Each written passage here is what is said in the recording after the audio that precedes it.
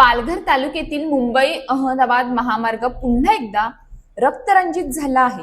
हालोली गावाच्या हद्दीत पाडोसपाडा परिसरात 29 एप्रिलला सकाळी 8:30च्या सुमारास भीषण अपघातात एका महिलेचा जागीच मृत्यू झाला, तर तिचा तरुण मुलगा गंभीर जखमी झाला आहे। मिळालेल्या माहितीनुसार 40 वर्षीय प्रतीक्षा प्रभाकर पाडोसा आणि त्यांचा मुलगा 18 वर्षीय तुषार प्रभाकर पाडोसा हे दोघे पायी चालत जात असताना मागून भरधाव वेगात आलेल्या इनोवा कारने त्यांना जोरदार धडक दिली। धडकेची तीव्रता इतकी भीषण होती की प्रतीक्षा पाडोसा यांचा जागीच मृत्यू झाला, तर तुषार गंभीर जखमी झाला असून त्याच्यावर खासगी रुग्णालयात उपचार सुरू आहेत। अपघातानंतर संबंधित कार महामार्गालगत उलटली। कारमधील चालकासह 3 प्रवासी किरकोळ जखमी झाले असून त्यांनाही उपचारासाठी रुग्णालयात हलवण्यात आले आहे। घटनेची माहिती मिळताच मनोर पोलीस तात्काळ घटनास्थळी दाखल झाले।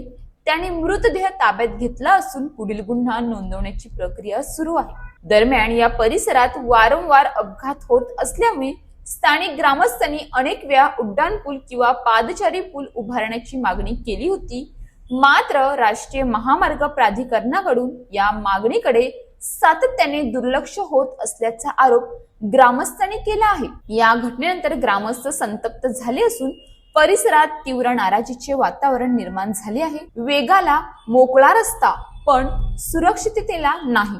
निष्काळजीपणाची किंमत मात्र निष्पाप जीवांनीच मोजायची का?